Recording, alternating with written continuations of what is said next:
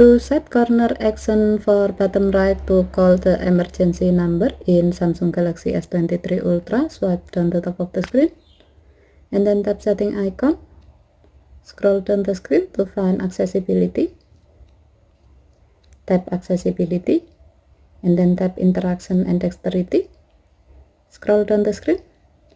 Under mouse and physical keyboard section, tap auto action after pointer stop.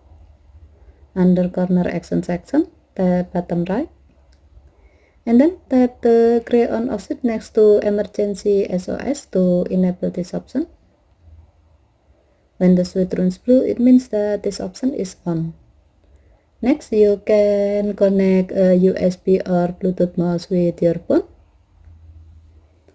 Once done connecting, now you can easily call the emergency number you have selected before in the Emergency SOS menu by hovering and stopping your mouse pointer on the bottom right corner of the screen.